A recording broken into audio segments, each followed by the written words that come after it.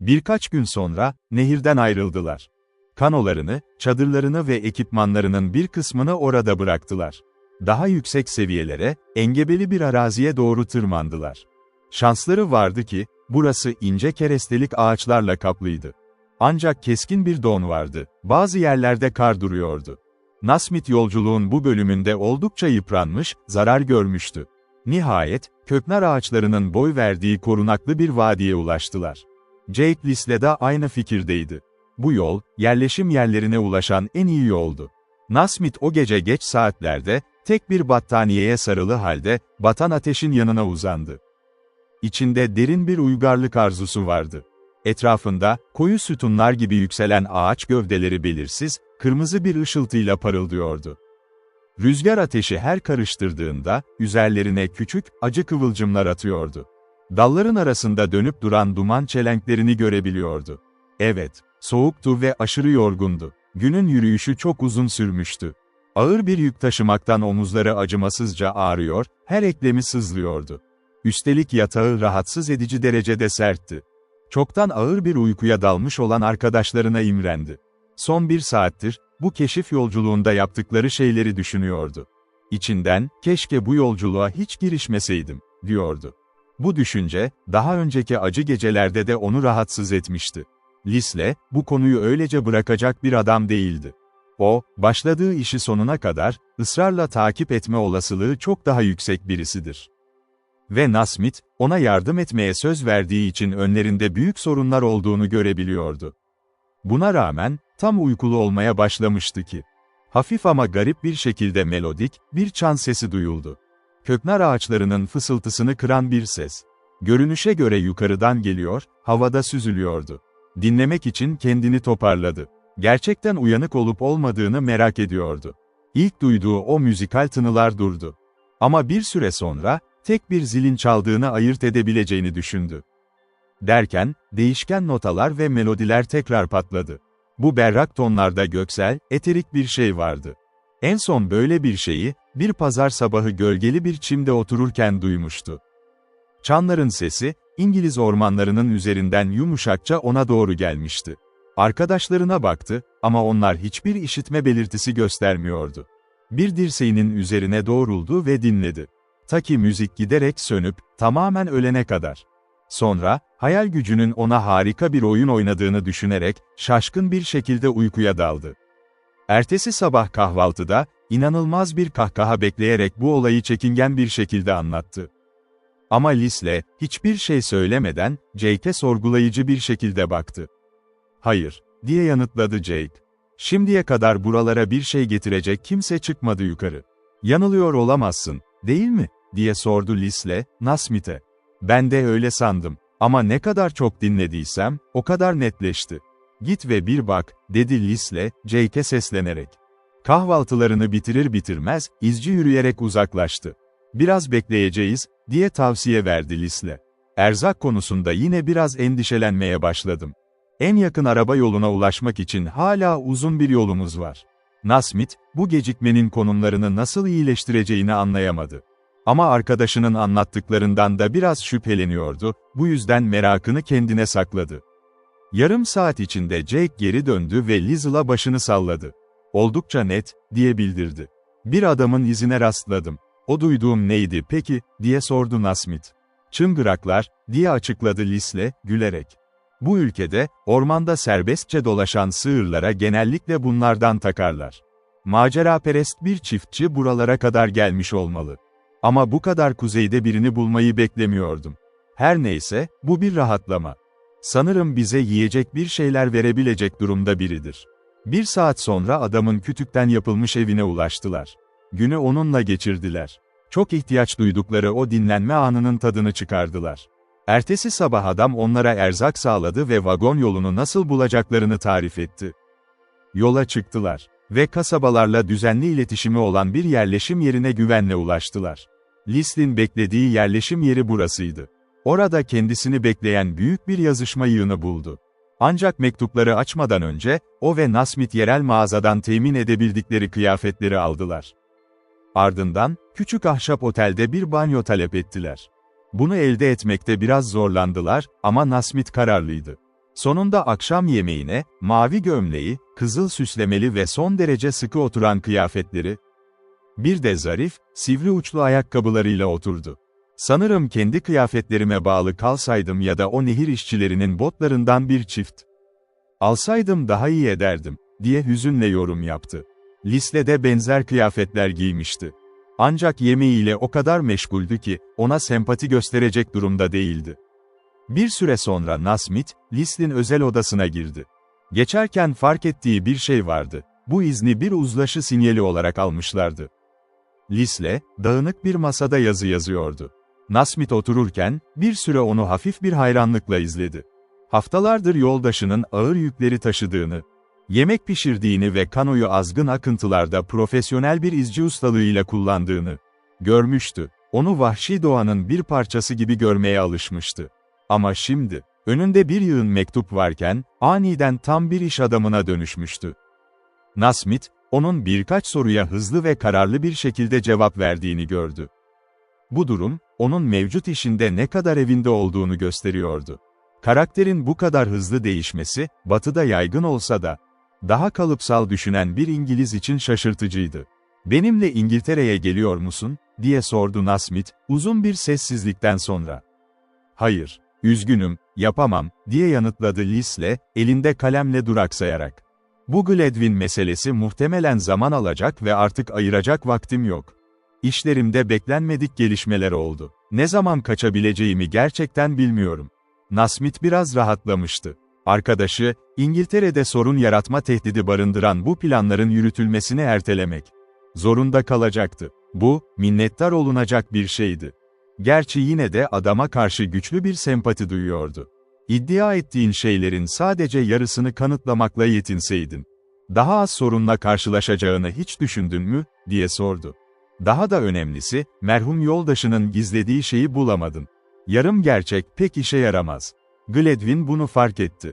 Yanlış yapmadığını ilan etmek, suçlu adamı işaret etmekten çok daha az etkilidir.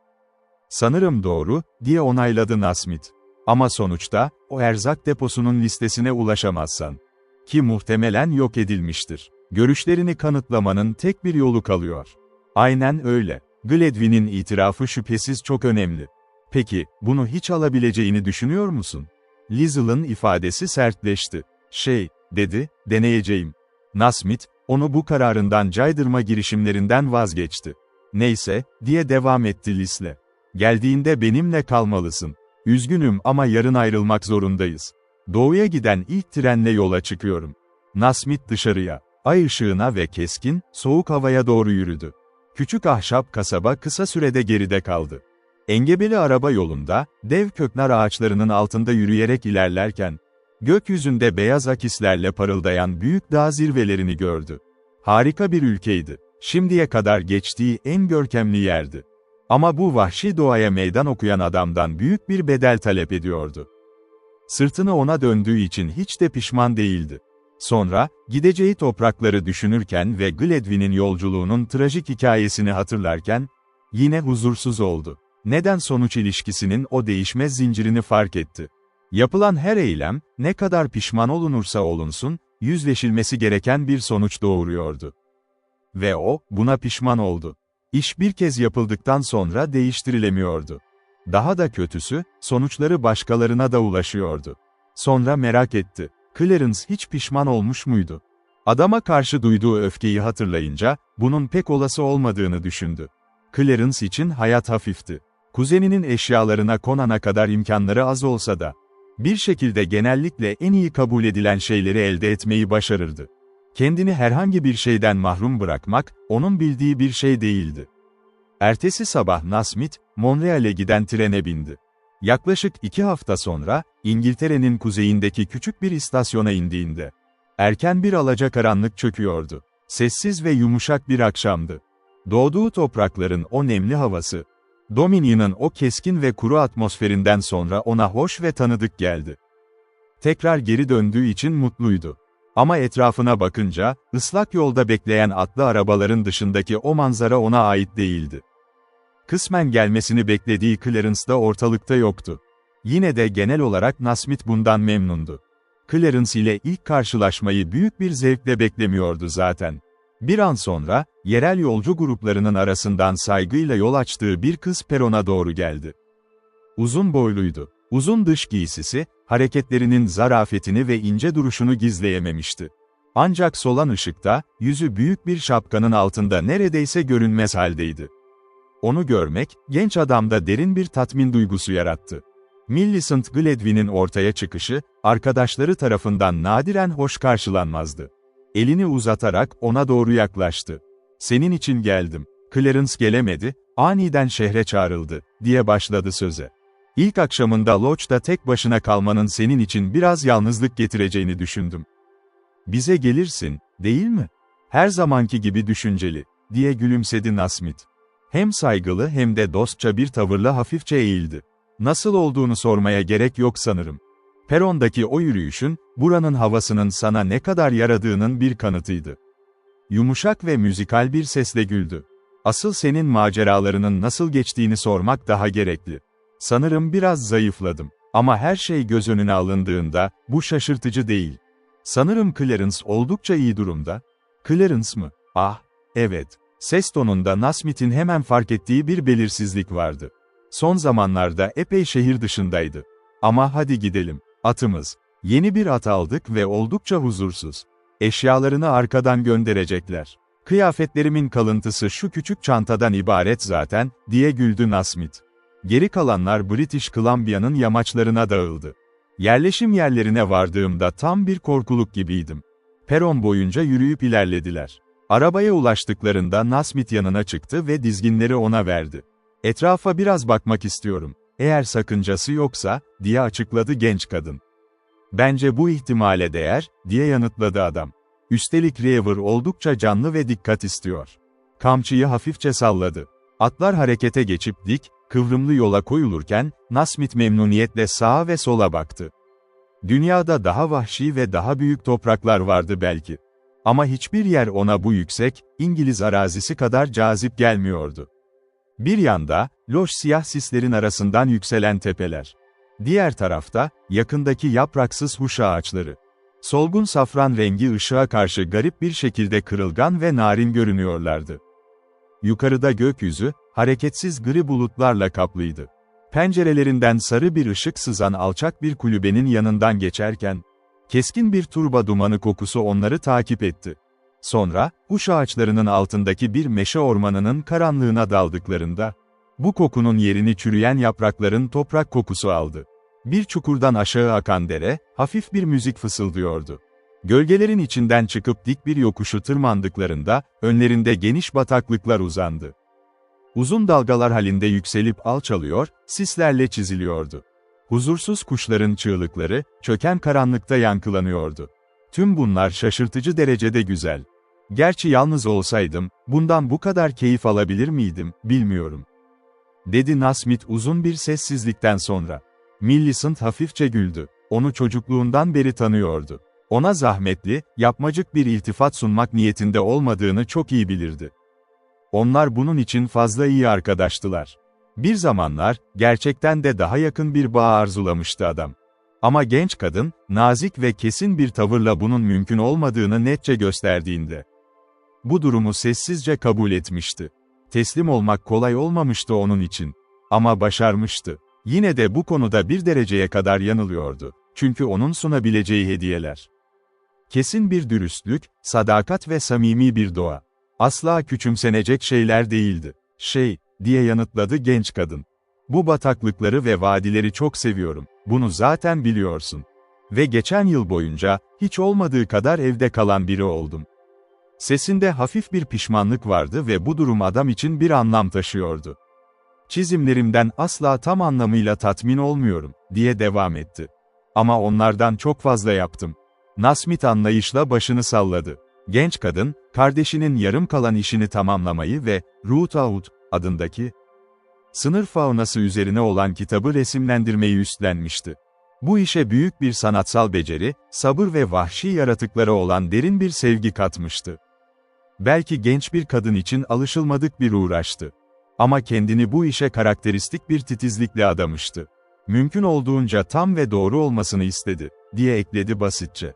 Arkadaşı içten bir şefkat hissetti.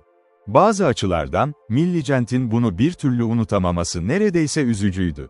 "Mektubumu aldın mı? Onun izini bulup takip etmek istediğimi söylediğim o mektubu," diye sordu adam. "Evet, zor olacağını biliyordum. Gerçekten senin için çok endişelendim. Vahşi doğa insanı çok yıpratıyor. Ama sen." "Başardım," diye sessizce yanıtladı Nasmit. Genç kadının başını sallayışı çok şey ifade ediyordu. Demek ki onun başarılı olmasını zaten bekliyordu. O, söylediğini yapan bir adamdı. "Bence George asla o yolculuğa çıkmamalıydı," diye devam etti genç kadın. Açık havayı seven biriydi ama fiziksel dayanıklılığı yoktu. Kendini asla affetmedi. Gücünü abartmaya meyilliydi. Bu sözler ağır bir pişmanlıkla söylenmişti. Nasmit'i huzursuz etti. Ama yine de kadının karakterindeki o güçlü dürüstlüğe karşı büyük bir takdir uyandırdı. Kardeşine duyduğu tüm sevgiye rağmen, gerçeği olduğu gibi kabul edebiliyordu. "Orada her şeye cesaretle katlandığını öğrendim. Diğerleriyle birlikte üzerine düşen payı her zaman yaptı," dedi Nasmit. "Biz oradan biraz daha erken geçtik ve hava daha iyiydi. Ama George'un karşılaştığı zorlukları görmek, sıradan bir adamı öldürecek bir durumla mücadele ettiğini anlamama yetti. Clarence'ı öldürmediler ama." Nasmit'in içinde bir kez daha öfke yandı. "Gerçek fail, hayır," diye gergin bir tonla yanıtladı. Clarence kaçtı. Genç kadın ona keskin bir bakış attı. Nasmit, yüzünün ifadesini göremeyecek kadar karanlık olmasına sevindi. "Bu gece bana tüm hikayeyi anlatmalısın," dedi kadın, adeta talep ederek. Arkadaşı cevap vermedi. Bazı noktaların kesinlikle korunması, saklanması gerekiyordu. Bu yüzden hikayeyi anlatmak çok zor olacaktı. Ve bu durum, genç kadın için acı verici olmaktan kaçamazdı. Eğer bir gün, kuzeni biraz daha kararlılık gösterseydi kardeşinin kurtulabileceğini öğrenirse. Yaşayacağı o dehşeti düşünmeye bile cesaret edemiyordu adam. Bu şok edici bilginin, kadını tamamen yıkıp yıkmayacağını merak etti. Her şey, yardım etmeye söz verdiği Liesl'a bağlıydı. Nasmit önlerinde sadece bela görebiliyordu. Ve böylece, sessizlik içinde, o yalnız bataklık yolunda ilerlemeye devam ettiler. Akşam yemeği bitmişti. Millicent'in yaşlı arkadaşı, onları gizlice yalnız bırakarak odadan çekildi. Tam o an kız, Nasmit'i oturma odasına götürdü. Oda parlak bir şekilde ışıklandırılmıştı. Narin renklerle, büyük bir zevkle süslenmişti. Ocakta ise çıtırdayarak yanan bir odun ateşi vardı. Ama Nasmit, hatırlayabildiği ilk kez, bu tanıdık oyunda kendini huzursuz hissediyordu. Dışarıdaki taze karla kaplı kayalar, gölgeli ormanlar geride kalmıştı. Çevresini saran bu zarafet ve sanatsal lüks, onu yatıştırmak yerine daha çok sarsıyordu. Çünkü birazdan anlatması gereken hikaye, hayatın en temel ve çıplak gerçekleriyle ilgiliydi. Açlık, ağır emek ve ölüm. Bu gerçekler, medeniyetin tam kalbinde. Bu lüks odada kulağa çok daha sert ve çok daha çirkin gelecekti. Millicent en sonunda sessizliği bozdu. "Bana anlatacak çok şeyin var," dedi. Nasmit bir an durdu, ona baktı. Kız çoktan yerine oturmuştu. Duruşundaki o geniş çizgiler, sessiz bir kontrol altında tutulan muazzam bir enerjiyi çağrıştırıyordu. Yüzü sıcak renkteydi. Rüzgara ve güneşe maruz kaldığı her halinden belliydi ama hatları ince. Asil bir oval biçimde şekillenmişti. Saçları koyu renkliydi, fakat aralarında bronz parıltılar oynaşıyordu. Ve o derin kahverengi gözlerinde, büyüleyici bir ışık vardı. Genel olarak bakıldığında, iyimser ve umut dolu bir mizacı olduğu aşikardı. Ama aynı zamanda, ruhundaki o muazzam dengeden ve huzurdan bahseden belirsiz bir çekim gücü de vardı. Nasmit, hayatı boyunca başka hiçbir kadından bu kadar etkilenmediğinden bir kez daha emin oldu. O, benzersizdi. Yaşını gayet iyi biliyordu. Ona birçok doğum günü hediyesi vermişti. Millicent tam 24 yaşındaydı. "Evet," dedi Nasmit, onun sözlerine karşılık vererek. "Ama burada, bu odada konuya odaklanamıyorum, gerçekten çok garip. Gece dışarıda oldukça ılıman. Verandaya çıkalım mı?" "Bir dakika bekle, üzerime kalın bir şeyler alayım." "Sen hep böyle yaparsın zaten," diye takıldı Nasmit. Bir dakika sonra genç kadın dışarıda ona katıldı ve sandalyesine oturdu. Nasmit de kendi sandalyesini çekip yerleşti. Ev küçüktü ve düzensiz bir mimarisi vardı. Ön kısmı boyunca yükselen hafif sütunlar, cam bir çatıyı destekliyordu. Gökyüzünde bir yarım ay, koyu köknar ağaçlarından oluşan bir sırtın üzerinde asılı durmaktaydı. Aşağıda ise bir dağ gölü parıldıyor. Akan suların ışıltısı karanlık çukurların arasından yer yer kendini belli ediyordu. Vadinin diğer tarafında ise uçsuz bucaksız bataklıklar uzanıyordu. Boş, ıssız ve yarı belirsiz tepelere doğru uzanan bir yalnızlık. Bu manzara, barındırdığı o derin yalnızlık hissiyle Nasmith'e hemen Kanada'yı hatırlattı. Solgun, çorak çölden yükselen o ağlama sesleri, benzerliği daha da belirginleştiriyordu. Tıpkı çılgın dalgıç kuşlarının feryatları gibi. Yine de merak etmeden duramadı. Millicent gibi bol imkana sahip yetim bir kız, neden bu ıssız sınırda? O yaşlı yoldaşından başka hiç kimse olmadan tek başına yaşıyordu. Sakıncası yok, biliyorum, diyerek bir puro yaktı Nasmith. Bu tavizi sana isteyerek verebilirim, diye yanıtladı genç kadın gülümseyerek. Ama sanırım biraz eski kafalıyım, çünkü bundan daha ileri gitmiyorum. Lütfen böyle kal, hiç değişme, diye tavsiye verdi Nasmith. Gerçi bu tamamen gereksiz bir tartışma ama. Kadınların neden sigara içmek istediğini asla anlamadım. Benim bakış açıma göre, onlara hiç yakışmıyor. Nasmith aslında bilerek konuyu uzatıyordu. Kaçındığı, ertelemek istediği zor bir görev vardı ve bu boş sohbetle kendisini şımartıyordu. İnsan böyle bir yerde önyargılarını kolayca koruyor, dedi Millicent.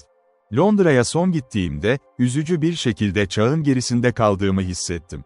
Bir süre önce şehir yakınlarındaki malikanelere yaptığım ziyaretler beni gerçekten şaşırttı. Sessizlik. Kimse evinde kalmıyordu. Arabalar ve motorlar sürekli dönüyor, insanlar durmaksızın kasabaya gidip geliyordu. Konukların biri geliyor, diğeri gidiyordu. O kadar büyük bir huzursuzluk ve hareketlilik vardı ki. Evime döndüğüm için kendimi hiç bu kadar mutlu hissetmemiştim. Bana öyle geliyor ki, diye karşılık verdi Nasmith, bilgece bir düşünceyle. Bizim gibi taşrada, sessizce yaşayanlar en iyisini yapıyor. Belki bu biraz bencilce, değil mi?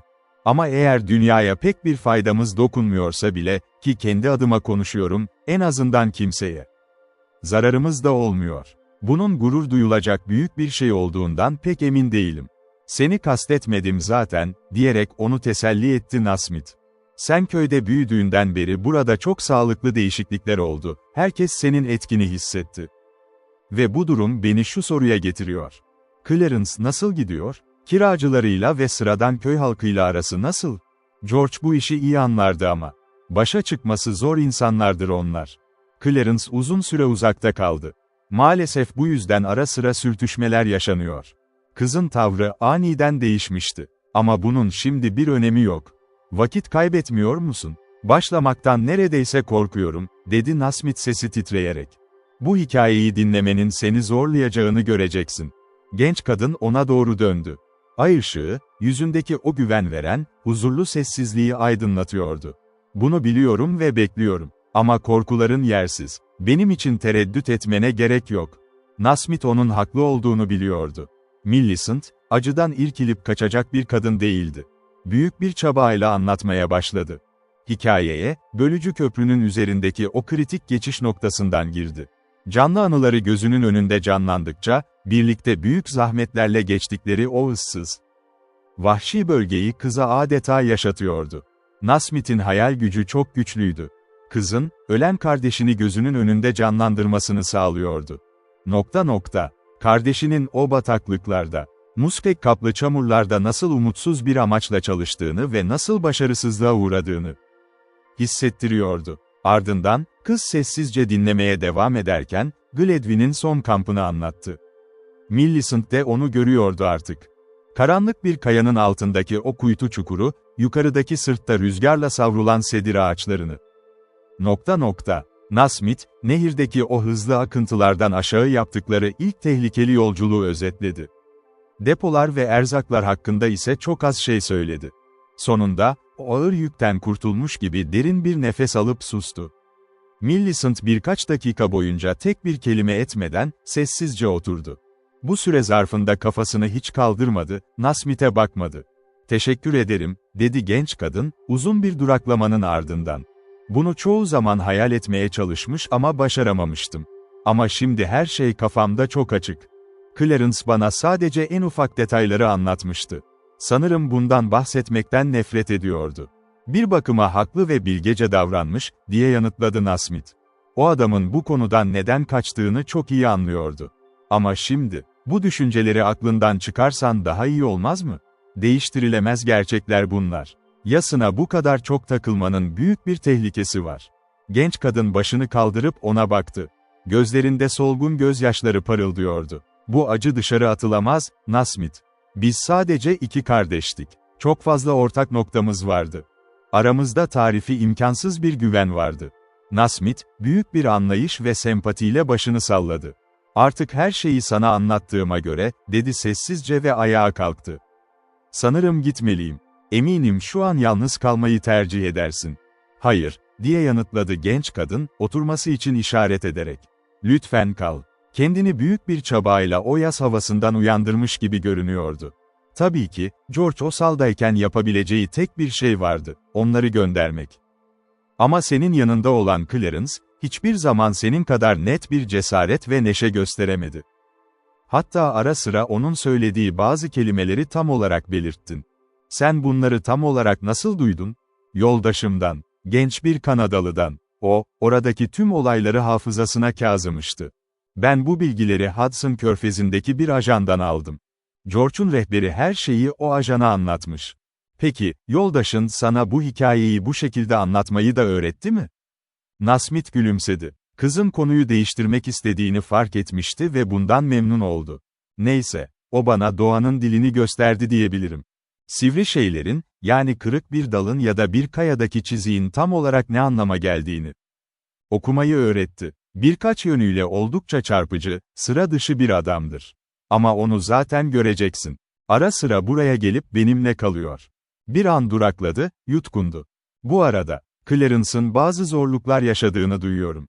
Tam olarak öyle denemez. Ama işler, George kontrolü elindeyken olduğu gibi değil. Bütün cesaretine rağmen sesinde belirgin bir tökezleme, bir kırılma yaşandı. Kiracılar Clarence'a bir türlü alışamadı. Bence burada yanlış yönlendiriliyor, kötü tavsiyeler alıyor. Orada burada sürekli kiraları artırıyor. Aslında bu durum biraz şaşırtıcı. Çünkü bir zamanlar çok cömert, çok liberal bir insandı. Küçük işlerde öyleydi. Ama artık kendi parasını harcıyor. Nasmith, içindeki o acı eleştiriyi daha fazla bastıramamıştı. Peki ya o gösterişli günlerinde harcadığı? Kimin parasıydı? Bu soruyu ben de çok düşündüm, dedi genç kadın. Ama hiçbir cevap bulamadım.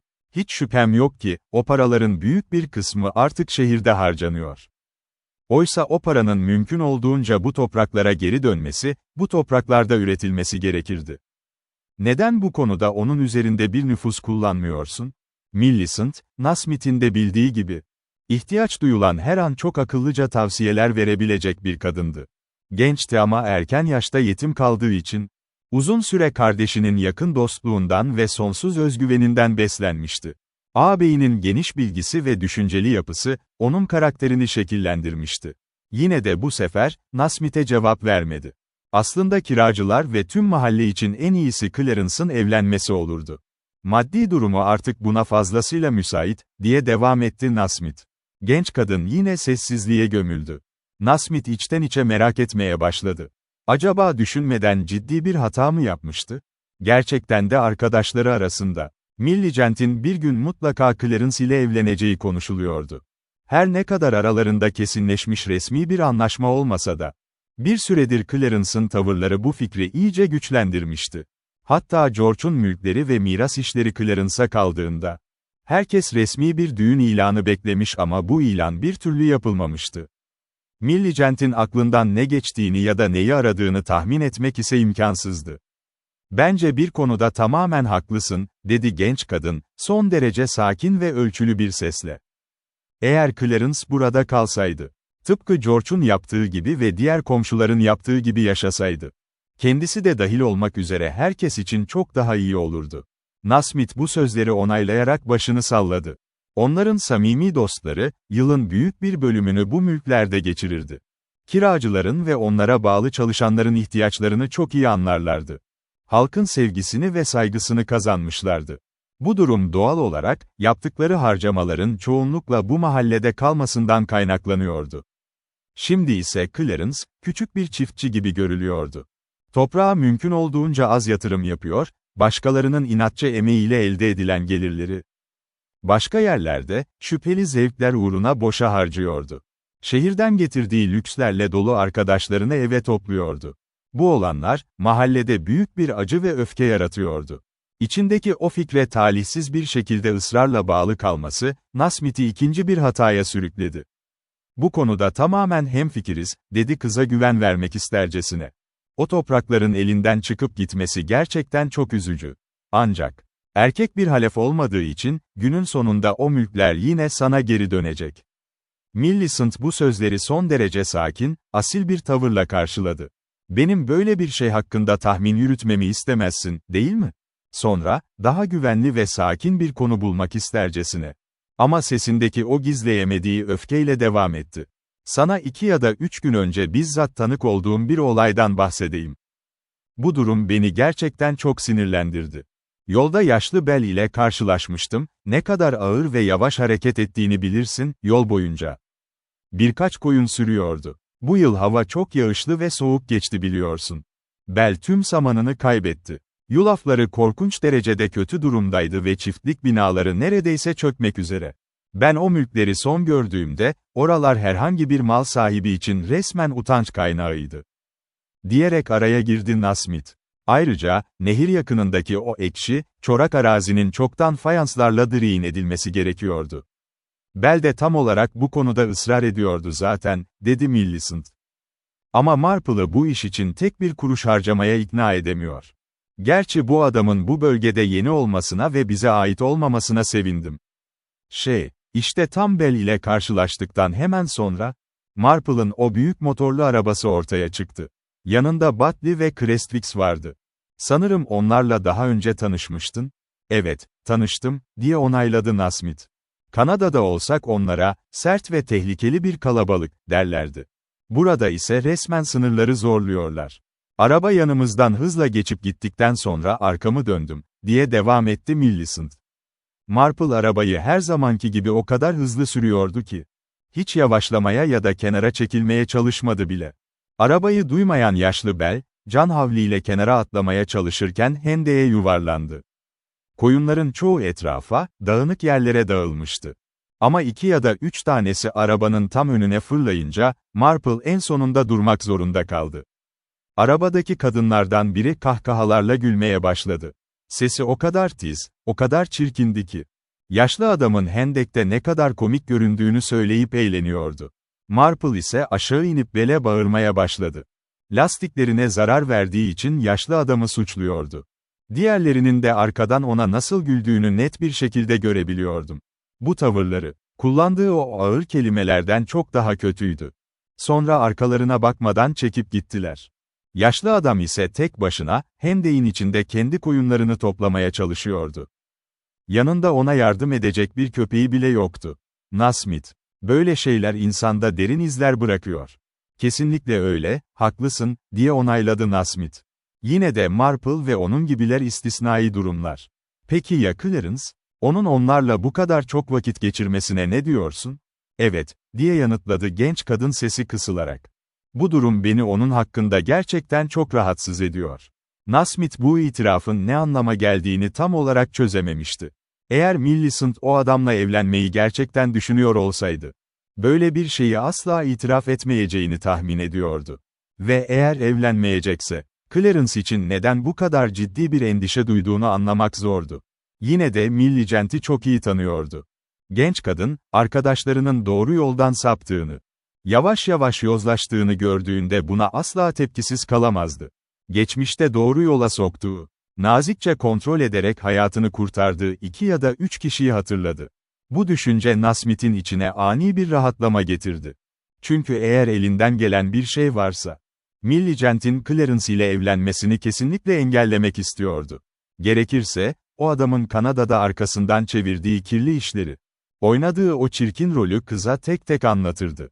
Her ne kadar bunu yapmaktan şimdilik çekiniyor olsa da, Marple ve onun yanındaki insanlar, Clarence'ın ilişki kurmasını bekleyeceğimiz kişiler değil, diye devam etti Nasmit. Yine de bence asıl tehlike, onun Butley ile arkadaş olması. Bu bağlantıyı asla anlamıyorum. O adam bana net bir maceracı, bir düzenbaz gibi geliyor. Ben uzaktayken burada çok vakit geçirdi mi? Tırnak işareti. Ara sıra, evet, oldukça çok vakit geçirdi. Ama artık hava gerçekten soğumaya başladı Nasmith. İçeri girdiğimde Bayan Hume'dan sağlam bir azarlama dinlemek istemiyorum. Ama içeri girmeden önce, bana şu senin yanındaki genç Kanadalı hakkında biraz daha bilgi ver. Onun hakkında çok fazla şey bilmiyorum aslında, dedi Nasmith. Onunla tamamen tesadüfen tanıştım. Bazı maden ocaklarıyla ilgisi olduğunu sanıyorum ama beni olağanüstü derecede etkileyen. Çok düzgün bir adam. Ahşap işçiliğinde inanılmaz zeki. Baltayı ve küreği tıpkı profesyonel bir rehber gibi kullanıyor. Ama başka şeylerden, hayattan bahsettiğinde, sanki benden çok daha fazla bilgiye ve kültüre sahipmiş gibi hissettiriyor. Nasmith hafifçe gülümsedi. Sonuçta bu şaşırtıcı değil tabii. Ama onun en çok sevdiğim özelliği, o sarsılmaz samimiyetiydi. Olayları ele alma tarzı, dünyayı sana açıklama şekli. Tamamen mantıklı, doğrudan ve nettir. Hiçbir yapaylık, hiçbir sinsilik yoktur onda. Ben de o tarz erkeklerle karşılaştım ve onlara karşı içimde her zaman büyük bir hayranlık besledim. Dedi Millicent gülümseyerek. Ama fiziksel olarak nasıl biriydi? Biraz kaba ve sert mi? Hayır. Bazen sen ve buradaki diğer insanlar bu konuda yanılıyorsunuz. Bu insanlarda öyle orman kaçkını, barbar bir hava kesinlikle yok. Fiziksel olarak bizim kadar, hatta bizden çok daha kusursuz bir tipe sahipler. Dik duruşlu, temiz hatlı, her yönüyle güçlü ve yapılı adamlar. Londra'daki en elit toplantılarda bile anında dikkat çekebilirler. Konuşmadıkları sürece mi, diye takıldı Millicent. Hayır, konuşsalar bile fark etmez. Birkaç günlük yerel şiveyi görmezden gelirsek, söyledikleri her kelime dinlemeye değer. Ki bunu, bu ülkede karşılaştığım birçok insan için söyleyemem. Millicent neşeyle güldü. Neyse, buraya geldiğinde onu görmekten ve ağırlamaktan memnuniyet duyacağım. Kızın sesi aniden tekrar ciddileşti. George hakkında sana anlattığı her şey için ona şimdiden büyük bir minnet borçluyum. Birlikte yavaş adımlarla eve girdiler. Yarım saat sonra Nasmith, bataklığın üzerinden geçen o ıssız yoldan tek başına evine doğru yürüyordu. Hayatı boyunca Millicent'e hiç bu kadar değer vermediğini, onu hiç bu kadar sevmediğini hissetti. Ama içinde, şimdi ona karşı derin bir acıma duygusu vardı. Millicent gibi genç, güzel ve hayat dolu bir kadının, o yalnız ve kasvetli malikanede, sadece yaşlı ve ciddi bir yoldaşla yaşaması hiç adil görünmüyordu. Tabii ki şehirlerdeki o amaçsız, çılgın eğlence turlarına katılması da ona göre değildi. Yine de o çok gençti. Çok çekiciydi. Bu az nüfuslu, ıssız kırsalın ona sunduklarından çok daha fazlasını hak ediyordu. Nasmith'in dönüşünden bu yana neredeyse bir yıl geçmişti. Lisle sonunda İngiltere'ye ulaştığında, gelişinden kısa bir süre sonra, tıpkı Nasmith gibi, o da bir misafir olarak atış partisine davet edildi. Parlak bir öğleden sonraydı. Sınırın asurlarına bakan, geniş Grouse bozkırında, bir çim yığının arkasında duruyordu. Heather, çan sarısı kraliyetiyle, mor lekelerle bezenmişti. Daha canlı bir kırmızıyla aralanmış kırılgan link bitkileri. Ve yüksek arazilerin geniş eğimli eteklerinde, aynı zengin renklerden lekeler çimenleri kazıyordu. Ön planda, resmin hemen önünde bir nehir parıldıyordu. Yukarıda ise bulutsuz, mavi bir kemer uzanıyordu. Rüzgar yoktu. Gün sakin ve sıcaktı. Güneşten yanmış yüzüyle, kendi hoşgörüsünün ve şımartılmışlığının damgasını taşıyan arkadaşı, arkasında konumlanmıştı. Lisle ile tartışmıştı. Ve Lisle, onun ne görünüşünden ne de konuşmasından pek etkilenmemişti. "Dikkat et," diye uyardı ara ara. "Geçen sefer biraz yavaştın. Oldukça hızlı seyahat ediyorlar." Lisle silahını aldı. Batı'da bir tane kullanmıştı ama tüfeğe daha alışıktı. Parlayan gökyüzüne karşı kesişen, geride kalan koyu beneklerden oluşan bir çizgi ona doğru hareket ediyordu. O sırada uzak kanattan, bir dizi keskin çatlak patladı.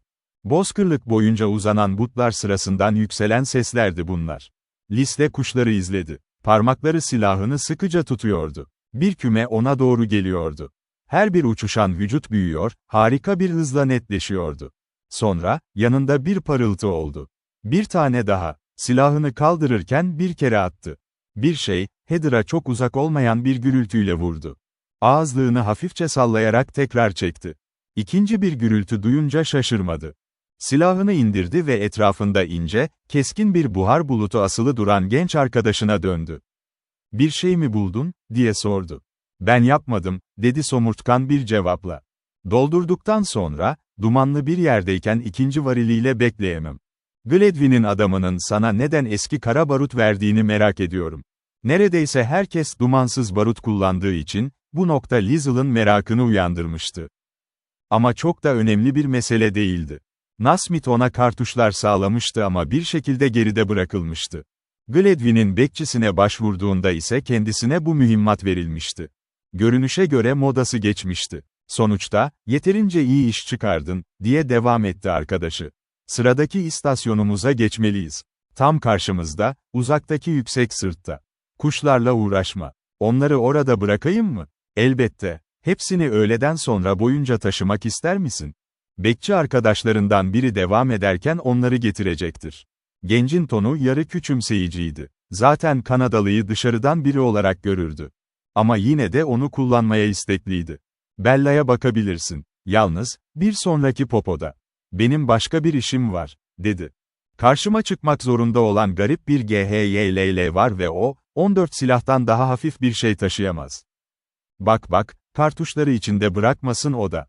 Heather'ın üzerinden yürüyüp gitti. Lisle ise gösterilen çim sığınağına doğru döndü. Yaklaşırken bir kız ortaya çıktı. Ona çok bariz bir merakla bakıyordu. Lisle, merhum arkadaşının kız kardeşi olan bu kızdan hiç de çekingenlik beklemiyordu. Kısa boylu ve ince vücutluydu. Gri kahverengi giyinmişti. Şapkası, kabanı ve şaşırtıcı derecede kısa eteği.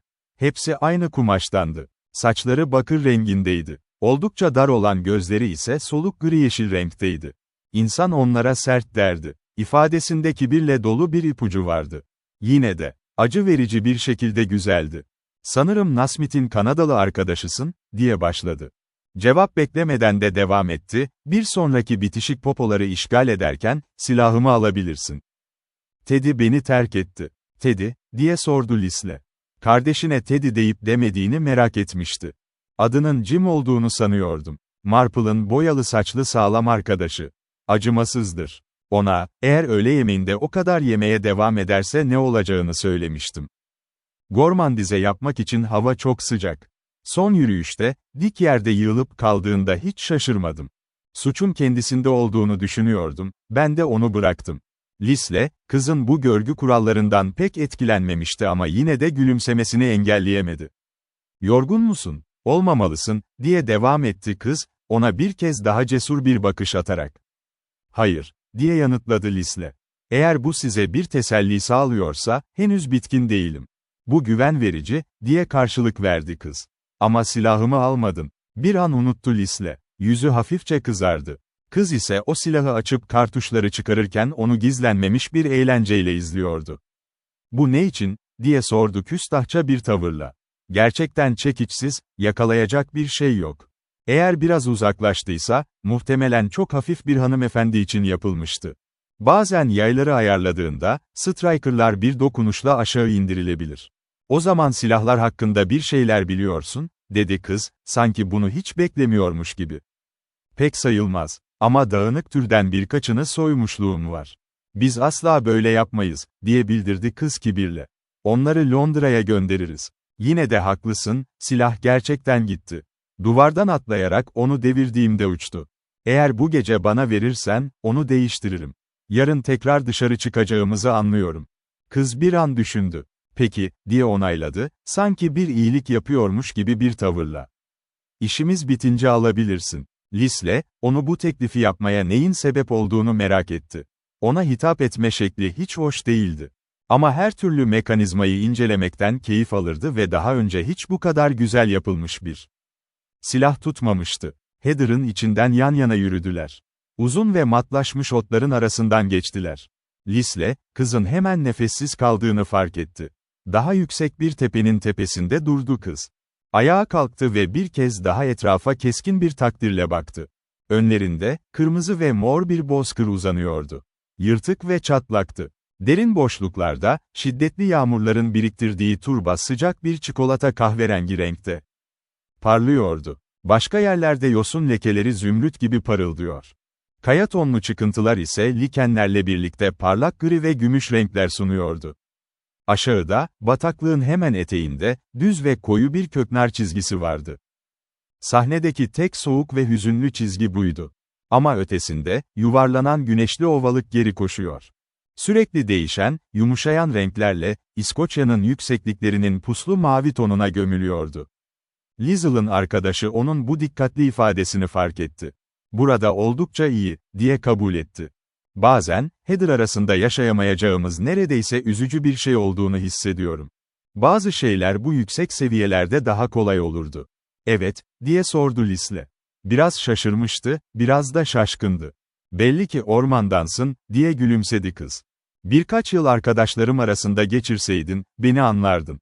Ben yetiştiricilikten bahsediyordum. Fikirler ve görgüler gibi, artık güncel görünmeyen şeylerden."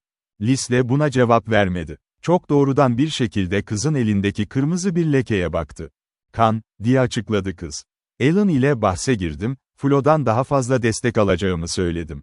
Bu yüzden link bitkilerinin arasında koşan yaralı bir hayvanın peşinden gittim. Onu aldığımda ölmemişti. Oldukça korkunçtu, değil mi?" Adam, kızdaki hafif tiksintinin farkındaydı.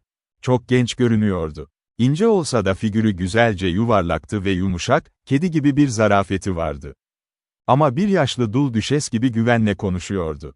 Birçok kişiyi öldürüp parçalamış olsa da, o narin elindeki küçük kırmızı lekeden geri çekilmişti. Kız bunu gördü ve güldü. Sonra aniden ruh hali değişti. Eğildi ve hızlıca parmaklarını Heather'a sürterek ovuşturdu. "Şimdi," dedi keskin bir şekilde, "eğer yeterince dinlendiysen, devam edeceğiz." Liesl yürümeye başladı ama bir soru sordu. "Bu ülkede çok kız ateş ediyor mu?" "Hayır," diye alaycı bir gülümsemeyle yanıtladı kız. "Öyle sonuçta çok sayıda yok. Bu rahatlatıcı, değil mi? Bu böyle şeyler çok çalışmayı gerektirir ve tene zarar verebilir." Kısa süre sonra bir duvara geldiler. Liesl içeri girdi, biraz belirsizlik içindeydi. Duvar omuzları kadar yüksekti ve gevşek, pürüzlü taşlardan inşa edilmişti. "Geç," diye emretti kız.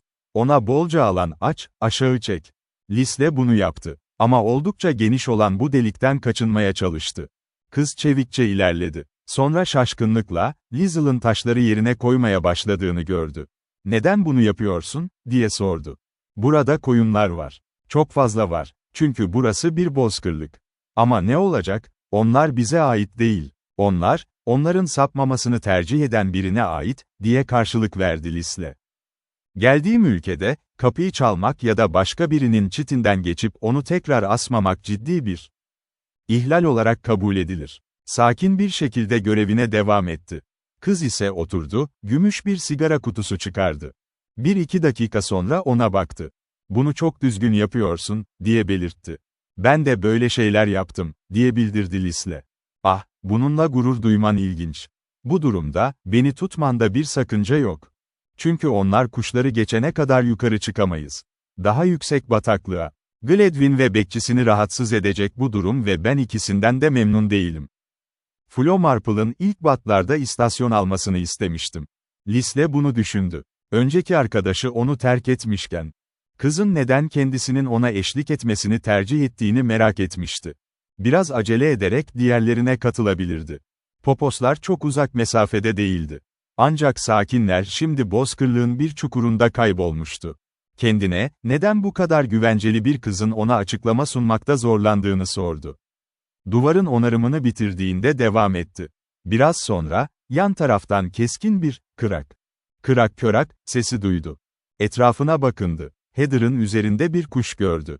"Özlediğin bir hükümdara bir çift eldiven," diye bağırdı yoldaşı. Kuş hızlı uçuyordu. Liesl yüklenmek zorundaydı ve bir kartuşu kırdığı zaman menzil uzamıştı. Ancak bu durum bir ölçüde onun lehine oldu. Çünkü tüfeğe daha alışıktı. Bir parıltı oldu. Ve kuş Heather'e çarptı. Kız ona açık bir takdirle baktı. "Temiz bir öldürme," diye bağırdı. "Eldivenleri kazandın. Ve onları hak edeceksin. Bu olayın sonuncusunu duydum sanırım. Popoların arkasındayken atış yapmaman gerektiğini bilmediğini sanıyordum." Onun bu ifadesine açık bir eğlenceyle izledi Liesl. "Neden seni cezbettiğimi sormayı sevmezsin," diye devam etti kız. "Bekçiyi kızdırmak içindi. Belki de dövücüler yaklaşırken kuşları geri çevirdi. Bilgi için teşekkürler, dedi Lisle soğukkanlılıkla. Sormamda sakınca var mı?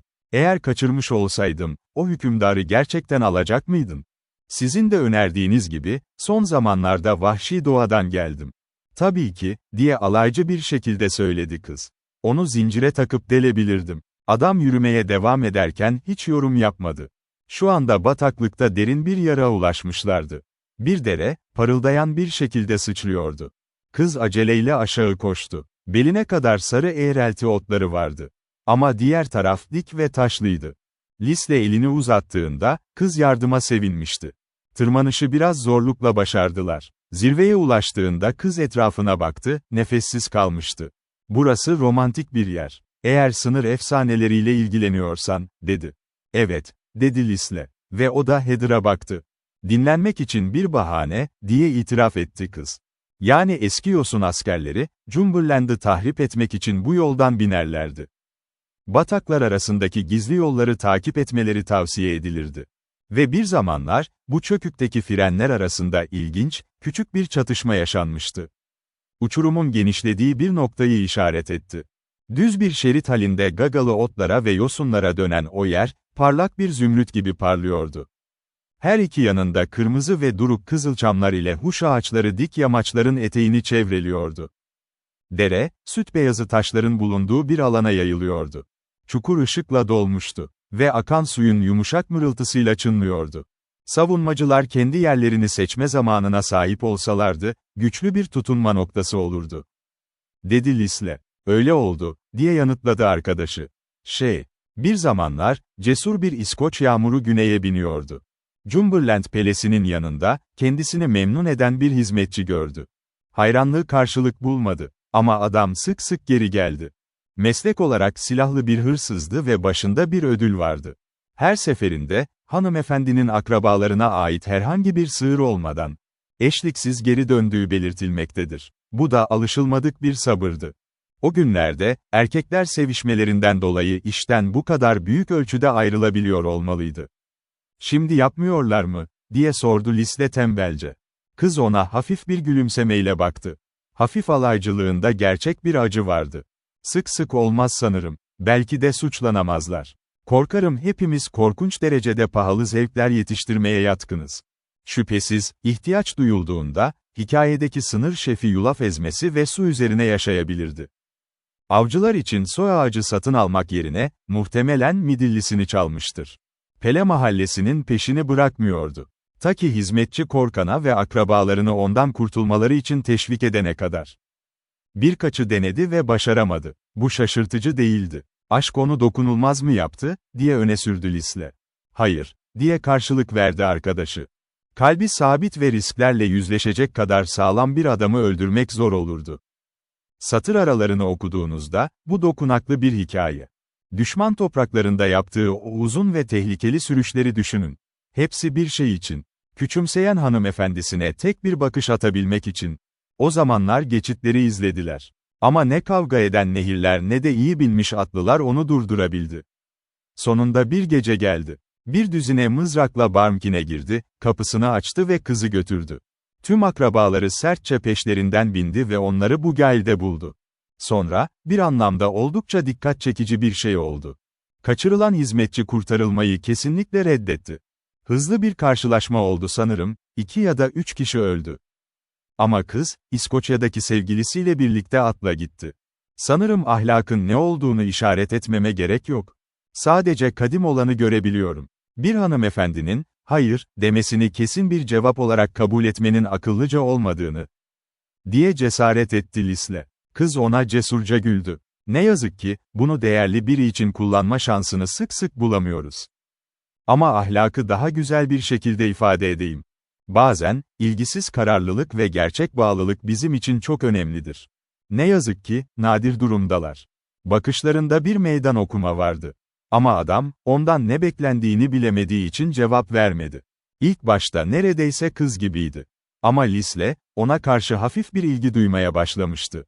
Düşünerek, kabalığın eşiğine kadar cesur olabilirdi. Onun karamsarlığını ise pek takdir etmiyordu. Bu muhtemelen sadece bir pozdu.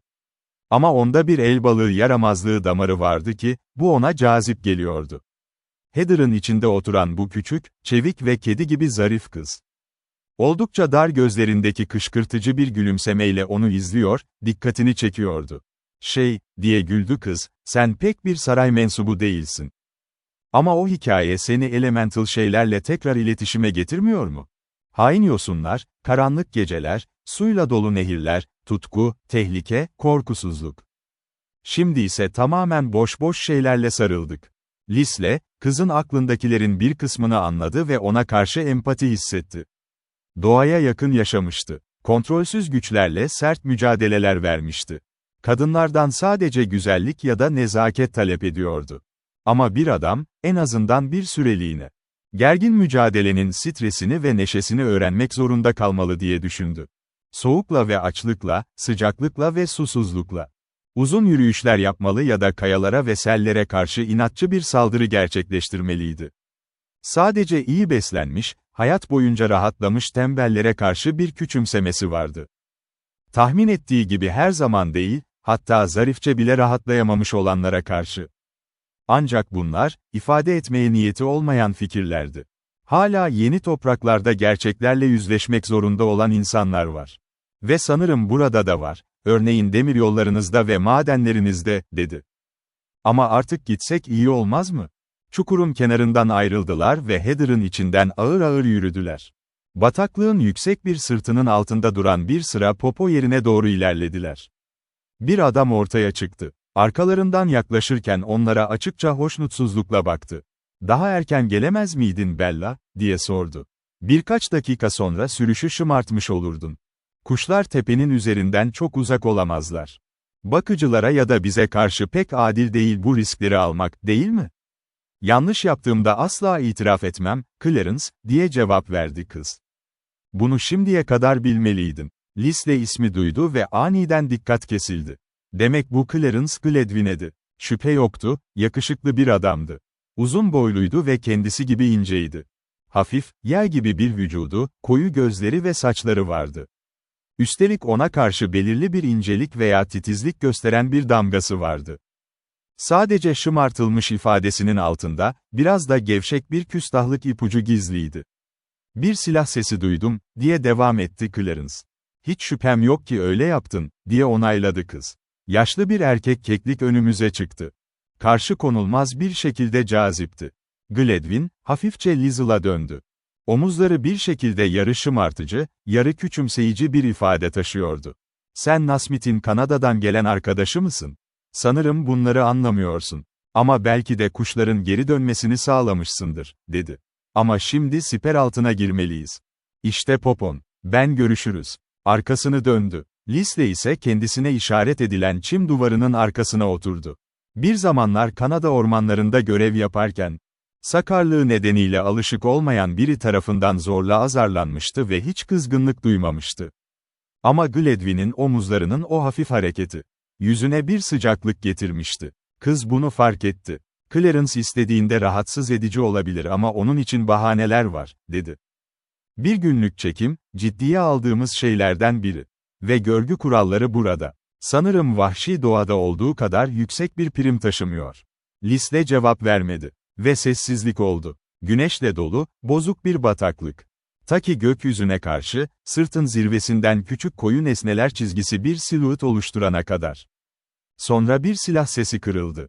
Tam o anda, ve başka bir an içinde, düşen bir fırtına gibi kaçtılar. Saat yaklaşık akşam 9'du. Gladwin'lerin evindeki o gürültülü misafirler, yavaş yavaş dağılmıştı. Kimi evin içinde, kimi ise önündeki terastaydı. Birkaçı salonda toplanmıştı. Bella Liesl'ın bataklıktaki yoldaşı Crestwick, elinde sigarasıyla ayağa kalktı. Bir ayağını eski moda ocak demirlerine dayamış, açıkça onun hakkında tartışıyordu. Pencerelerin ardında birkaç uç kütüğü parlıyordu. Çünkü o yüksek arazilerde, sonbahar geceleri oldukça serin olurdu. Buna rağmen geniş kapı ardına kadar açıktı. Arkasında, Black Hills'in üzerinde beliren soluk yeşil bir ışık bandı uzanıyordu. Kapıdan içeri, bataklıkların o tatlı ve serin havası akıyordu. Kız, dış mekan kıyafetini değiştirip bu yapışkan gece elbisesini giymekle bir şeyler kazanmıştı. Ama karakteristik bir kayıtsızlıkla, bunu tamamen görmezden geldi. İnce eteği öyle bir dökülüyordu ki, en ince dokuya sahip çorabıyla, şekilli ayak bileğini etkili bir biçimde gözler önüne seriyordu. Adam, dedi kız, biraz püriten. Onlar hala orada yaşıyorlar, değil mi? İngiliz kadınları hakkındaki anlayışı, ya babasının anlattıklarından ya da erken Victoria dönemi edebiyatından geliyordu. Sanırım onu şok ettim. Oldukça muhtemel, diye güldü yakınlarda uzanan bir adam. Yine de, halkın soyundan gelenlerin, ülkesinden 3000 mil uzakta. Atlantik kıyısı civarında yaşadığını söylüyorsun. Bir Püritan'ı seveceğini hiç sanmıyorum. Sözlerde aslında rahatsız edici bir şey yoktu. Ama adamın bakışları biraz fazla cesur, biraz fazla tanıdıktı. Bella, gözlerinde bir kin parıltısıyla ona baktı. Aşırılıklar buluşur, dedi Bella. Orta yol, yani o vasatlık. İşte her iki tarafla da uzlaşmaz olan odur. Örneğin, ben geçen oruç dönemi boyunca tamamen sert bir asketizm içinde. Adeta çileci bir hayat sürdüm. Salonda inanmaz gülümsemeler belirdi. Gerçi kızın bu ifadesi tamamen doğruydu. Bunu tabii ki size güvenle tavsiye edebilirim, diye devam etti Bella, kimseyi umursamadan. Son zamanlarda et peşinde korkutucu bir hızla rol oynatıyorsun. Adam cevap vermedi. Bella ise konuşmasını sürdürdü. Ayrıca, Püritenlerin iyi yanları da var, kendilerinden ve kendi görüşlerinden çok eminler. Oysa biz hiçbir şeye inanmıyoruz. Titiz olmadan fanatik olamazsınız. Dünyadan ve elde edebileceğin etten vazgeçmekte, kabul edilebilir bir rakamdan fazlası gizlidir. Başka şeylerin yanı sıra, asketik hayat dürüst, sağlam eller demektir. Ve güvenebileceğiniz bir göz demektir. Lüksüne karşı hiçbir şey yapmayan, aşırı medenileşen o adamlar ise genelde bir çürük gibidir. Ama tüm bunların Nasmith'in Kanadalısıyla ne ilgisi var, diye sordu biri. Bella sigarasını salladı. Onunla dik bir bozkırda yürümeye çalış, o zaman göreceksin. Eğer bu yeterli değilse, tavuklar geldiğinde aynı popoyu da yanında götür. Birden doğruldu. Ayağını demirden çekti ve sigarasını ateşe fırlattı. Tam o sırada, gri saçlı bir kadın salona girdi. Yıllar önce büyük bir güzelliği olduğu belliydi. Şimdi ise yüz hatlarının inceliği ve teninin berrak solgunluğu. Bu kırılganlığı daha da vurguluyordu. İnce, siyah bir kumaş giymişti. Güzel şekilli elleri, elbisenin kasvetli kıvrımlarına karşı alışılmadık derecede beyaz parlıyordu. "Clarence nerede?" diye sordu kadın, grubun toplamına hitaben. Sesi olağanüstü net ve keskin çıkmıştı. "Son yarım saattir onu görmedim." Adamlardan biri hemen onu aramaya gitti. Hanımefendi ise salonun karşısından geçip, şimdilik yalnız kalmış olan Millicent Gladwyn'in oturduğu yere doğru ilerledi. Millicent, ev sahibesinin girişiyle birlikte Bella'nın tavrındaki ani değişikliği fark etmişti. Bu durumu hem eğlenceli bulmuş hem de hafif bir tiksinti hissetmişti. Bayan Gladwyn, Bella'nın görüşlerinde, erken Victoria dönemi, diyeceği türden bir kadındı. Zaten oğlunun bazı misafirlerinin sohbetlerini duymamak için ara sıra biraz sağır taklidi yapıyordu. "Sessizce mi oturuyorsun?" diye sordu Millicent'e. Millicent onun en sevdiği kişiydi. Kadın konuşurken, sesinin daha uzaklara taşındığının farkındaydı. "Duydum ve bu beni aşağıya düşürdü. Ama yine de Clarence'a bir şey söylemek istiyorum. Parlak yüzleri görmeyi seviyorum. Ama biz gençken zamanlar başkaydı, değiştik. Biz o zamanlar biraz daha çekingen davranırdık, ortalık bu kadar gürültülü değildi. Sevgili bir şey, ne yazık ki bu kadar eski biri olmuş, diye fısıldadı Bella, yanındaki bir adama. Bu, sevgili bir yaşlı olmanın doğal cezası değil mi zaten, diye güldü arkadaşı. Hiç şüphe yok ki son zamanlarda oldukça hızlı ilerledik. Clarence kısa süre sonra ortaya çıktı. Şapkasız dışarı çıktığı için annesi tarafından nazikçe azarlandı. Çünkü sonbahar geceleri gerçekten serinliyordu. Birkaç dakika sonra, dışarıda ayak sesleri duyulmaya başladı. Kapı açıldı ve Nasmith, Leslie ile birlikte salona girdi. Salon genişti ve loş bir şekilde aydınlatılmıştı. Diğerleri ev sahibinin yanında durarak onu ve Leslie'yi gizlemişti. Nasmith, Bella ile konuşmak için durdu. Sonra Bayan Gladwyn'i fark etti ve arkadaşını çağırdı. Bu taraftan, Vernon. Clarence aniden döndü. Yabancıya hızlı bir bakış attı. Millicent, adamın yüzünün neden aniden sertleştiğini merak etti. Ama bir sonraki anda Nasmith öne atıldı, Kanadalıyı takdim edip onu sundu. Bayan Gladwin ayağa kalkmıştı. Lisle, kadının uzattığı narin elin üzerinde saygılı bir şekilde hafifçe hareket etti. Yaş, kadının güzelliğini biraz bozmuş olsa da, hala büyüleyici bir varlığı vardı. Görkemli tavrı, nazik bir neşelikle dengeleniyordu. Lisle bu durumdan çok etkilenmişti. Ama Millicent'in fark ettiği gibi, içindeki o garipliği asla ele vermiyordu. Adını daha önce Kanada ile bağlantılı olarak duymuşum gibi görünüyor, dedi Bayan Gladwin. Kafası karışmış bir halde soyadını çözmeye çalışıyordu. Ah, evet, tabii ki, ben George'un rehberini düşünüyordum. Sonra Millicent'e döndü ve duyulabilir bir sesle ekledi, kötü bir unutma alışkanlığım var. Beni affet, sevgilim. Her şeyi düşününce, belki de söylenebilecek en garip şeyi söylemişti. Liesl'ın bronzlaşmış yüzü rahatsız olmuştu. Gladwin ise hatayı hemen fark edip kendini toparladı. Yine de bir an için çok şaşırmıştı.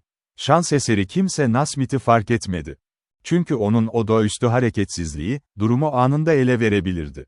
İkinizi de daha önce bekliyordum. Sana yemeğe gel demiştim, dedi ev sahibi. Sonra Liesl'a seslendi. Annemin dediği gibi. Bir zamanlar Kanada'da Vernon adında bir adamla yapacak bir işim vardı. Ne yaptığını çok iyi bilen Lisle. Gladwin'in bu kayıtsız tonunun arkasında büyük bir çaba yattığını anladı. Duyduğum gibi, bu sadece benim Hristiyan adım, diye açıkladı Lisle. Nasmith ile çalılıktaydın, değil mi? Evet, diye yanıtladı Lisle. Onunla Victoria'da bir otelde tanıştım. Şans eseri birkaç hafta boş vaktim vardı ve bunları vahşi doğada harcamayı düşünüyordum. Bunu duyduğunda, ülkenin kuzey kesimine bir gezi yapmayı ve birlikte gitmemizi önerdi. Ben de memnuniyetle onay verdim, gitmeye karar verdik. O zaman Victoria'ya mı aitsin? Nasmith ile tanıştığımda oradaydım. Öncesinde bir süre Yukon bölgesinde kalmıştım. Onu bıraktığımdan beri de şehirde yaşıyorum. Lisle, bu cevabın ardından Gladwin'in rahatladığını hissetti. Çünkü ev sahibi şimdi dostça gülümsüyordu. Peki, dedi Gladwin. Bu ülkeye yaptığınız ziyareti hoş bir anıya dönüştürmek için elimizden geleni yapmalıyız. Bundan kısa bir süre sonra grup dağıldı. Gladwin, misafirlerinden kaçarak terasa çıktı ve yürümeye başladı. Nasmith, yanında sadece Kanadalı bir arkadaşının kalacağını belirtmişti. Gündüz bataklıklarda resmi bir tanışma gerçekleşmemiş, geçiştirilmişti.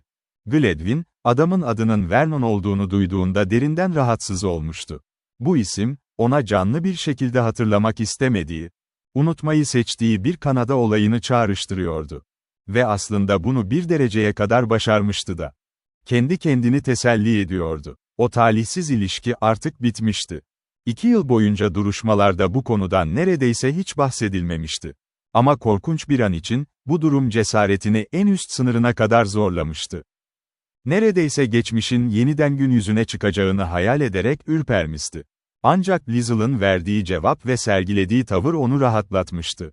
Nasmith bu adamla tamamen tesadüfen tanışmıştı ve sadece bu tesadüfün sonucunda birlikte ormanın içinden geçmişlerdi. Gereksiz yere endişelendiği açıkça belliydi. Tüm bunlara rağmen, içindeki o huzursuzluk geçmiyordu. Kendi başına yaşamaktan zevk alan biri olsa da, başkalarının onun hakkındaki iyi görüşlerine değer veren bir adamdı. Kendini her zaman doğru ve en zarif olanı yapmış biri olarak görmekten gurur duyardı. Bir zamanlar büyük bir başarısızlık yaşadığı kesindi. Ama bu, fiziksel bir zayıflık anında, tamamen yorgun ve aç olduğu bir sırada gerçekleşmişti. Sonuçta, kuzeninin kendisi ona ulaşamadan önce ölmüş olması en muhtemel şeydi. Dönüş yolculuğunun riskleriyle karşılaşacak çok az adam vardı benzer bir durumda. Yine de, gerçekler ortaya çıksaydı, çirkin bir ses getirecekti. Bu rehberin, onun kaçma hikayesini neden yaydığını düşünüyor ve şimdi buna pişman oluyordu. Belki de kesinlikle gerekli değildi ama bu dedikodu tuzakçılara kadar ulaşmıştı. Çöküşün eşiğindeki o kampta, mantıklı düşünülemeyecek kadar ileri gidilmişti. O durumdaki bir adam, yaptığı hareketlerden sakin bir şekilde sorumlu tutulamazdı. Ayrıca, rehberin erzaklarını yenilemeden bu yolculuğu yaptığına dair açıklaması hiç de inanılmaz değildi. Doğru olabilirdi. Düşünceleri, omuzlarına bir şal sarmış halde dışarı çıkan Bayan Gladwin tarafından bölündü. "Neden burada yalnızsın?" diye sordu annesi. Rahatsız görünüyorsun. Bir şey mi ters gidiyor? Gladwin, annesinin yanına katılmasına pek memnun olmamıştı. Çünkü pencereden gelen ışık doğrudan yüzüne düşüyordu. Yine de gülümsemeye çalıştı. Hayır, diye sessizce yanıtladı. Annesine karşı her zaman nazikti. Sadece diğerlerinin birkaç dakikalık sohbeti vardı. Sanırım adamın adı ve senin George'a yaptığın o referans beni biraz üzdü. Bayan Gladwin elini oğlunun koluna koydu. Oğluna karşı aşırı bir sevgi ve gurur besliyordu. Onu adeta şımartmıştı. Bazen bu konuda çok hassas olduğunu düşünüyorum Clarence, dedi. Tabii ki çok trajik bir olaydı ve ikimiz de George'a çok şey borçluyuz. Ama sen, bir insanın yapabileceği her şeyi yaptın. Adam irkildi. Şans eseri şimdi ışığı arkasında bırakmıştı. Bu yüzden annesi yüzündeki o ifadeyi göremiyordu. Onunla kalıp ölebilirdim, diye seslendi dışarıya doğru. Sesinde gizleyemediği, derinden gelen bir acı vardı. Bazen, en başta beni göndermesine izin verdiğim için büyük bir pişmanlık duyuyorum. Bayan Gladwin başını azarlayıcı bir şekilde salladı. Zarif, sessizce onurlu bir kadındı. Ama tüm bunlara rağmen, oğlunun bahsettiği türden bir fedakarlığı takdir edecek biri değildi. Bunu tavrıyla da gösterdi. Korkarım bu, doğal bir hissin aşırı abartılmasıdır, diye itiraz etti. Orada kalmanız ona nasıl bir yardım sağlayabilirdi ki? İçeri girip yardım aramak, onun tek güvenlik şansını artırmadı mı? Yanlış duygusal eğilimlere boyun eğmek yerine. Bunu fark edecek kadar berrak kafalı olmana her zaman sevindim. Gladwin utançtan yüzünün yandığını hissetti. Annesinin onun onuruna sarsılmaz bir güveni vardı. Bu güven aslında şaşırtıcı değildi. Çünkü kadının algıları hiçbir zaman çok keskin olmamıştı ve hoş olmayan şeyleri düşünmekten her zaman kaçınırdı. Sevdiklerini idealize etmek gibi dostça bir zayıflığı vardı. Gerçekler canını sıktığında, gözlerini kararlılıkla kapatır ve bunu az çok başarırdı. Clarence tabii ki bunun farkındaydı. Kuzenini terk ederken aslında tamamen korkakça bir korkudan kaynaklandığını hatırlamak ona büyük bir acı veriyordu. Annesinin ne yaptığını tamamen bilmemesi. Onu kendi gözünde daha da küçük düşürüyordu. Tabii ki, diye devam etti kadın. Eğer erzak deposunu bulmuş olsaydın, ne olursa olsun George'a dönmek senin görevin olurdu. Ve hiç şüphe yok ki, ne pahasına olursa olsun giderdin. Adamın alnında soğuk ter damlaları belirdi. Annesinin ne kadar hoşgörülü olduğunu biliyordu. Ama eğer onun hayırseverini hain bir korkak gibi ölüme terk ettiğini bilse, kendisinden tamamen uzaklaşacağını da çok iyi fark etmişti. Hiçbir şey söylemedi. Terasta tekrar konuşmaya başlamadan önce, sessizce sonuna kadar yürüdüler. Bence diğerlerinin yanına dönmek daha iyi olur. Bu karanlık fikirleri kafandan uzaklaştırır, diye tavsiye etti annesi. Her şeyin en parlak tarafına bakmak bir görevdir. Cevap vermedi. Ama salonun girişine doğru dönerken, alışılmış huzurunu geri kazanmak için büyük bir çaba sarf etti ve bunu bir dereceye kadar başardı. Bu arada Liz'le, içeride Millicent ile konuşuyordu. Adam, genç kızın üzerinde şimdiden belirgin bir izlenim bırakmıştı. Çünkü vahşi doğada yaşayan bu adamda, karaktere dair hızlı ve gerçek bir içgörü vardı. Yalnız yerlerde düşünmek için bolca zaman olurdu. Hayatın kendisi çoğu zaman bu kararların doğruluğuna bağlı olduğu için, bir adamın algıları zamanla keskinleşir, büyürdü. Modern medeniyetin bazı küçük karmaşıklıkları ve incelikleri kafasını karıştırabilirdi belki. Ama temel konularda nadiren yanılırdı. Millicent, adamın doğrudan ve sakin bir şekilde arayan o bakışını sevmişti. Sesini de sevmişti, yumuşak ve hoş olmasına rağmen içinde derin bir ciddiyetin izleri vardı. Onun o güzel duruşunun, büyük bir fiziksel gücün göstergesi olduğunu biliyordu. Güneşle hafifçe koyulaşmış teninin, bu berrak ve sıcak tonlamayı nasıl kazandığını fark etmişti. Ama bu dış görünüşün ve belirgin yakışıklılığının ötesinde, kişiliğinde büyük bir eşitlik ve derinlik vardı. Karakter dolu bir adamdı. Kararlıydı ve bu kararlılığından kolay kolay etkilenip vazgeçmeyecek bir yapısı vardı. Nasmith sık sık senin hakkında konuştu, dedi genç kız ona. Anladığım kadarıyla, esas olarak senin yardımın sayesinde kardeşimin ölüm sahnesine ulaşmayı başardı. Bunun için sana yürekten teşekkür etmek istiyorum. Sesi sessizdi ama bu bir kayıtsızlık işareti değildi. Liz'le, kızın öyle kolayca unutulacak biri olmadığını anladı. Uygun bir cevap bulamadı. Ama kızın gözlerindeki o derin sempatiyi gördü. Bu sempati, onu kelimelerin yetebileceğinden çok daha fazla memnun etmişti. Nasmith'in bu yolculuğu yapması benim için büyük bir rahatlamaydı, diye devam etti kız.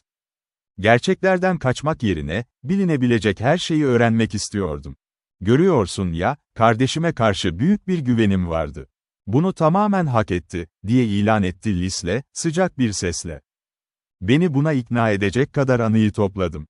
Teşekkürler. Clarence bu yolculuk sırasında çok net bir şey fark edecek durumda değildi. Bence yaşadıkları, zihnindeki anıları tamamen bulandırdı. Ayrıca bu konu onun için çok üzücü. Bu yüzden bu konuda konuşmaya nadiren ikna edilir. Belki de bu durum bir yazıktır. İnsanları son andaki acılardan kurtarmaya çalışmanın, sonunda her zaman bir sorun çıkardığını fark ediyorum. Lisle bu durumdan memnundu. Kız onunla o kadar özgürce konuşuyordu ki. Bir yabancıyı bu denli güvenine almasının biraz alışılmadık olduğunu tahmin etse de. Bu durum hoşuna gitmişti. Evet, diye yanıtladı adam. Bence bu çok doğru. Gerçeklerle yüzleşmek ve onların üstesinden gelmek her zaman daha iyidir. Yara böylece daha erken iyileşir. Oldukça özlem dolu bir gülümsemeyle konuyu değiştirdi. Nasmith'e, ona etrafı görmeyi öğrettiğini söyledim. Sanırım öyle oldu, diye onayladı Lisle. Yine de, sadece benim tanıdık olduğum şeylerle ilgiliydi bu. Ne demek istediğim tam olarak net mi, emin değilim. Anlıyorum. Ne bekleyeceğini biliyordun ve bu bilgi insanı uzun bir yola taşır. Peki, orada buldukların seni hayal kırıklığına uğrattı mı? Kızın bu hevesliliğine biraz şaşırmıştı, aslında kafası da karışmıştı. Bu, öyle doğrudan cevaplanabilecek bir soru değildi. Benim bahsettiğim şey, daha çok kırık bir dalın. Bir çalılıktaki boşluğun ya da yerinden değiştirilmiş birkaç taşın anlamıydı. Diye açıkladı Lisle. Ona bunlardan ne anlam çıkaracağını öğrettim. Evet, dedi kız. Anlıyorum ki yeni bir şey keşfetmedin. Yani, diğerleri onu terk ettikten sonra kardeşimin başına gelenlere dair başka bir ışık tutacak.